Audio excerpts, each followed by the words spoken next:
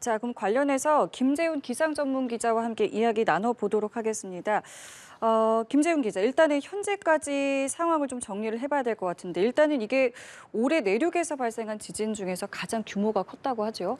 네, 그렇습니다. 이번 지진은 이제 올해 한반도에서 발생한 지진 중에 가장 큰 규모로 발생을 했습니다. 먼저 좀 지진에 대해서 다시 한번 짚어드리자면 오늘 오전 8시 26분쯤에 전북 부안 인근에서 규모 4.8의 지진이 발생을 했고요. 이 진앙은 전북 부안에서 남서쪽으로 4km 떨어진 지역입니다.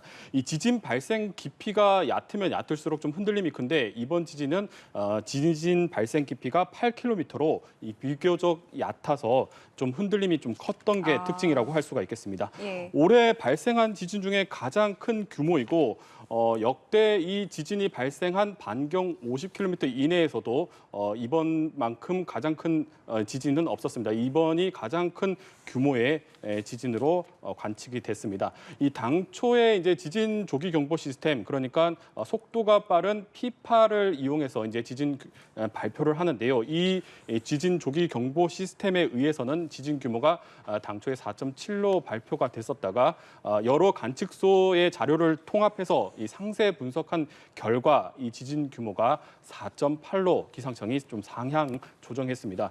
이번 지진으로 이제 가장 크게 흔들린 곳은 이제 진앙지, 그러니까 지진이 발생한 위치와 가장 가까이 있는 전북 지역인데요. 이 전북에서는 이 많은 사람들이 진동을 느끼고 이 심할 경우엔 그릇과 창문 등이 깨질 수 있는 정도인 진도 5가 관측이 됐습니다. 그리고 인근 전남에서도 이제 진도 4가 관측이 됐고 그밖에 충청과 영남 곳곳에서도 지진으로 인한 흔들림이 관측이 됐습니다. 예. 현재까지 지진으로 인한 유감 신고는 전북이 70여 건을 비롯해서 이 전국에서 200건 안팎이 접수가 됐고요. 그리고 이제 피해도 한 4건 이상 지금 접수가 되고 있는 것으로 보여지는데 네. 다행히 인명피해는 없는 것으로 현재까지는 없는 것으로 파악이 되고 있습니다. 지금 앞으로 이제 이번 지진이 여기서 끝나면 괜찮겠지만 여진이 발생할 수 있기 때문에 좀 추가 지진에 대해서 대비를 좀 잘 하셔야 되겠습니다. 예, 그 여진 가능성에 대해서는 어느 정도나 있는 겁니까? 그런 부분이 좀 파악이 됐습니까? 네, 지진이라는 것은 이제 단층과 단층 지면에 있는 땅에서 응력이라고 하는 이 힘이 이제 응축돼 있는 힘이 풀려나갔을 때 발생을 하는 거거든요. 예. 그래서 이 힘이 이번 지진으로 완전히 해소가 됐으면은 이번 지진으로 끝나겠지만 이 응력이 완전히 해소가 되기 전까지는 크고 작은 지진, 그러니까 여진이 될 수도 있고 예. 뭐 만약에 그렇지 않았으면 좋겠지만 이번 지진보다 더 큰 규모의 지진이 발생되면 그것이 더 본진이 되거든요. 그래서 이런 지진이 발생을 할 수 있는데 보통 통상적으로 이제 통계적으로 봤을 때 지금 정도의 규모, 그러니까 4점대 후반의 지진이 발생했을 경우에는 한 일주일 정도까지는 여진이 발생할 가능성이 충분히 있습니다. 그래서 규모 3점대의 여진도 발생할 수 있기 때문에 이 전북 지역, 그러니까 이 진앙지 부근에 있는 주민들께서는 앞으로 발생하는 추가 지진에 대해서는 좀 대비를 하셔서 지금 TV나 이런 속보, 지진 속보를 좀 잘 귀 기울이시는 게 좋겠습니다. 예, 알겠습니다. 지금 저희 연합뉴스 TV를 통해서도 여러 제보가 좀 들어오고 있는 상황입니다. 흔들림을 느꼈다는 제보부터 다양한 이제 영상과 사진들을 좀 보여주고 계시는데 조금 전에 이제 전북 정읍에 계시는 이제 한 제보자와 전화 연결을 했는데 뭐 여러 가지 이야기들을 많이 말씀해 주셨습니다. 관련해서 좀 눈여겨들으신 부분이 있으신지요? 네, 그 시청자께서도 이제 해당 지역에 20년 넘게 거주를 예. 하시면서도 이번 같은 지진을 이제 처음 겪어봤다. 네. 뭐 이렇게 말씀을 하셨는데요. 실제로 이제 이번 지진이 발생한 이 반경 50km 이내에서 지진이 뭐 작은 지진은 그간 좀 뭐 발생을 했긴 했지만 이런 지진들은 이제 우리가 기계에서만 관측되는 정도이고 유감, 그러니까 흔들림을 느낄 수 있는 정도의 지진은 거의 발생하지 않았던 지역이거든요. 그래서 이렇게 큰 규모의 지진은 이번이 처음으로 발생을 했는데 그래서 이제 아직까지 이 지역에서는 이 정도 4.8 정도에 되는 지진이 한 번도 발생하지 않았던 지역, 그리고 기상청의 지금 분석에 의하면 예. 지금까지 이 지역에 있는 단층대가 파악이 되지 않고 있습니다. 그래서 우리가 알지 못했던 단층대에서 지진이 발생을 했고, 그 얘기는 이제 단층이라는 것은 각각의 서로 다른 지층이 맞물려서 그 힘이 축적이 되고, 그 어느 순간 그 힘이 이제 쌓이고 쌓이다가 그 힘이 이제 해소되는 순간 지진이 발생을 하는 것이거든요.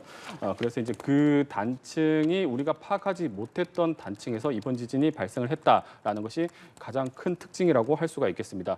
그리고 이제 좀 흔들림이 컸고, 뭐 천둥 소리가 날 정도, 그리고 이제 탱크가 지나갈 정도의 어떤 울림이 있었다, 뭐 이렇게 또 말씀을 하셨는데요. 네. 이번 지진의 또 다른 특징이 이제 지진의 깊이가 상당히 비교적 얕았습니다. 그래서 보통 한반도에 발생하는 이 지진의 깊이가 한 12km에서 15km 정도 되거든요. 예. 그런데 이번 지진의 발생 깊이가 8km로 관측이 됐습니다. 그래서 이제 평소에 발생하는 지진의 이제 3분의 2 정도의 수준으로 이제 얕은 지진이 발생을 했기 때문에 그만큼 지면에 가까운 곳에서 지진이 발생을 했고, 네. 그래서 이제 흔들림이 컸던 것으로 파악이 되고 있습니다. 예. 예, 알겠습니다. 앞서 뭐 시민들의 제보를 통해서도 뭐 여러 반응들을 살펴보기도 했지만 그 전에 교수와의 전화 연결을 통해서도 이번 지진에 대해서도 좀 이야기를 나눠봤습니다. 지금 이야기가 나오고 있는 게 이번 지진이 본진이 아닐 수도 있다. 또 여진이 이어진다면 더 큰 여진이 이어지면 그게 본진이고 이게 전조 증상인 지진일 수 있다라고 말씀해 주셨거든요. 어떻게 봐야 될까요? 네, 그렇습니다. 이번 지진이 이제 지진이 본진이냐 그리고 여진이냐의 차이는 이제 가장 큰 규모가 이제 본진으로 규정을 하거든요. 예. 그래서 이번 지진이 나고 나서 앞으로 작은 규모의 지진이 이어질 경우에는 이것을 여진이라고 하고요. 그리고 지금보다 더 큰 규모의 지진이 추가로 발생을 한다. 같은 진앙지에서, 비슷한 진앙지에서 발생을 하게 되면 그 지진이 다시 본진이 되고 지금 지진은 전진이 되게 됩니다. 실제로 이런 사례가 이제 일본에서도 발생을 한 적이 있었고요. 일본 구마모토 지진 당시에 규모 6점대 초반의 지진이 먼저 발생을 해서 굉장히 큰 지진이 발생했기 때문에 그것이 본진이라고 생각을 했다가 일주일 뒤에 그 6점대 후반의 지진이 발생을 하면서 예.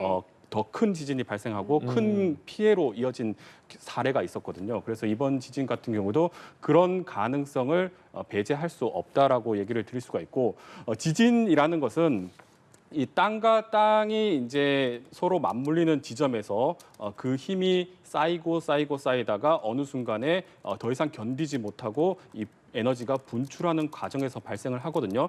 그래서 이 에너지가 충분히 해소가 되기 전까지는 이 크고 작은 지진들이 계속해서 이어지게 됩니다. 이것이 이제 여진이 될 수 있고 상황에 따라서는 앞서 전해드린 것처럼 이 본진이 될 수가 있습니다. 그리고 이제 또 하나 살펴봐야 되는 것이 이 지진으로 인해서 해당 지역, 그러니까 진앙지에서는 응력이 해소가 되지만 이 해소된 응력이 다른 주변의 단층을 또 자극을 할 수가 있거든요. 그래서 이 주변에서도 이 단층에 추가로 다른 새로운 힘이 쌓이면서 지진이 발생을 할 수 있기 때문에 앞으로 이 진앙지 주변으로는 좀 지진에 대해서는 좀 앞으로 좀 잘 살펴볼 필요가 있다라고 전해드릴 수 있겠습니다. 예, 말씀해 주시면서 지금 일본의 경우에도 일주일 뒤에 더 큰 지진이 발생하기도 했다고 했는데, 그렇다면 이번 지진과 관련해서 어느 정도 기간까지 저희가 좀 예의주시해서 지켜봐야 하는 겁니까?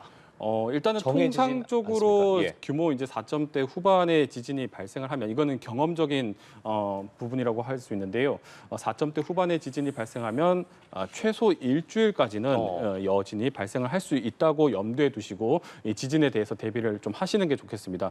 그리고 좀 이례적으로 길게 여진이 발생할 경우에는 뭐 한 달까지도 발생을 할 수가 있기 때문에 예. 앞으로 이 지역에서는 지진에 대해서 좀 준비를 하셔야 되겠고, 그리고 앞서 전해드렸지만 이번 지진으로 인해서 이 지역에서는 응력이 좀 해소가 됐지만 이 응력이 다른 주변의 단층을 또 자극할 수 있거든요. 그래서 주변 지역의 단층을 자극할 경우에는 그 지역에는 새로운 힘이 쌓이게 됩니다. 그래서 그 다른 단층이 자극되면서 다른 지금은 부안이지만 전북의 다른 지역 혹은 전남의 다른 지역에서도 지진이 발생을 할 수 있다는 점을 염두에 두시고 앞으로 지진에 관련된 정보를 잘 청취를 하셔야 되겠습니다. 예, 관련 지역에 계신 분들은 혹시 모를 여진에 꼭 대비를 하셔야 된다는 말씀을 드리면서 이게 지금 거주하고 계신 곳이 어디냐에 따라서 상당히 또 위험할 수 있는 것이 산 밑에 거주를 하고 계시기 때문에 돌이 이렇게 떨어진 것을 이렇게 사람이 들지 못할 아주 큰 돌 두 개가 떨어졌다는 말씀을 하셨습니다. 이런 부분도 상당히 좀 주의를 해야 할 것 같아요. 네, 그렇습니다. 실제로 이제 아주 큰 규모의 강진이 발생했을 경우에는 이 산사태가 동반되는 경우가 있거든요. 예. 그래서 실제 이제 해외 사례를 봤을 때도 이 지진으로 인한 산사태로 뭐 큰 인명 피해가 발생하는 사례가 있기 때문에 이 산 밑에 거주하신다면 이런 산사태에 대한 부분도 좀 생각을 하시고 대피를 하시는 게 좋겠습니다. 그 실제로 지금 이 산림청에서 산사태 위기 경보 경계 단계를 이제 전북 지역에 발령을 한 것으로 지금 파악이 되고 있습니다. 그래서 지진이 이렇게 발생했을 때는 이 산사태 그리고 이런 뭐 2차적으로 발생하는 낙하물 피해를 각별히 좀 주의를 하셔야 된다고 말씀드릴 수가 있겠습니다. 예, 저희가 앞서 교수님과의 전화 통화를 통해서도 뭐 여러 행동 요령에 대해서 좀 전해 듣고 이야기를 들었습니다마는 보통은 아까 저희가 처음에 전화 연결했던 그 시청자분께서도 너무 급한 나머지 15층에서 바로 엘리베이터를 이용하셨다라고 해서 말씀하시면서 굉장히 아찔한 그 말씀을 하셨는데 이 부분에 대해서도 사실은 굉장히 좀 저희가 잘 알고 있으면서도 무의식적으로 하는 행동 아니겠습니까? 이런 부분도 상당히 좀 주의를 해야 될 것 같아요. 네, 그렇습니다. 이제 지진이라는 것이 이제 예고가 되지 않은 상태에서 갑자기 발생을 하기 때문에 지진이 발생하면 좀 경황이 없고 당황하실 수가 있는데요. 그렇지만 이렇게 지진이 발생했을 때 오히려 더 침착하게 대응을 해야 이제 피해를 줄일 수 있겠습니다. 일단 지진이 발생을 하면 이제 가장 먼저 조심해야 되는 것은 이 낙하물로 인한 피해라고 할 수가 있습니다. 그래서 지진이 진동이 느껴지면 이 단단한 탁자나 이 식탁 밑으로 들어가서 일단은 대피를 하시는 게 좋겠고요. 그리고 이제 지진이라는 것이 뭐 한 시간 동안 이렇게 막 진동이 이어지지는 않거든요. 한 수분 정도 진동이 이어지기 때문에 이 진동이 멈췄을 때는 이 건물 밖으로 나와서 대피하는 게 좋은데 이 건물 밖으로 나올 때 요즘 대부분 뭐 이제 아파트에 거주하신 분들이 상당히 많은데요. 예. 고층에 계시더라도 이 절대로 엘리베이터를 타시면 안 됩니다. 이 진동 때문에 엘리베이터가 멈출 수가 있고 그 안에 오히려 갇힐 수가 있기 때문에요. 계단을 통해서 대피를 하셔야 된다라고 말씀드리겠습니다. 그리고 이제 건물 밖으로 나왔을 때는 최대한 넓은 곳으로, 그러니까 주변에 낙하물로 인한 피해가 없는 곳, 그리고 혹시나 강진으로 인한 이 건물 붕괴 같은 이 피해가 없는 지역으로 이 대피를 하시는 게 좋겠고요. 그리고 이제 만약에 대피가 여의치 않을 경우에는 건물 안에서 이제 화재나 폭발이 지진으로 인해서 발생을 할 수가 있기 때문에 진동이 어느 정도 멈췄다 파악이 되면 네. 이 가스 밸브를 꼭 잠그시고요. 예. 그리고 이제 출입문을 이제 좀 출구를 확보를 해야 되기 때문에 네. 이 출입문 같은 경우에는 의자 같은 것을 좀 놔서 이 출입문이 다치지 않도록 먼저 조치를 하는 게 좋습니다. 왜냐하면 이제 건물에 어떤 변형이 생기면서 출입문이 변형이 생겼을 때 이제 갇히는 경우가 발생할 수 있거든요. 그래서 출입문을 살짝 열어두고 그 사이에는 의자 같은 것을 걸쳐 놓는 것이 좋습니다. 이렇게 이제 진동이 좀 어느 정도 멈췄다 싶으시면 이제 건물 밖으로 탈출을 이제 대피를 하시면 되겠고, 이렇게 이제 강진이 발생한 뒤에는 뭐 여진이 또 발생할 수 있기 때문에 그 여진 앞으로 이제 계속되는 지진 정보에 대해서는 계속해서 청취를 하시고 귀를 기울이시면서 대응을 하시는 게 좋겠습니다. 예, 알겠습니다. 속보에 따르면요, 부산에서도 흔들림이 감지됐다라는 신고가 있었고, 이렇게 되면은 사실 좀 걱정되는 게 원전입니다. 이게 원전이 우리나라가 뭐 상당히 좀 안전하게 내진 설계가 되어 있다고는 하지만 이게 뭐 어디까지 좀 어느 정도 규모까지 안전하다고 볼 수 있는 겁니까? 네, 일단 이번 지진으로 인해서 이제 전국에서 흔들림이 관측이 됐습니다. 지금 뭐 원전 얘기를 하셨는데요. 이제 원전이 주로 밀집해 있는 이 동해안 지역에서도 진도 3 그리고 진도 4 정도가 관측이 된 것으로 파악이 되고 있는데요. 진도 3 정도 되면 실내에서 이제 지진의 흔들림을 현저하게 느끼고 그리고 이제 마치 차가 크게 지나가는 것처럼 그런 울림이 느껴지는 정도입니다. 그런데 이제 원전 같은 경우에는 이제 규모 6에서 한 7 정도까지는 뭐 견딜 수 있도록 설계가 돼 있기 때문에요.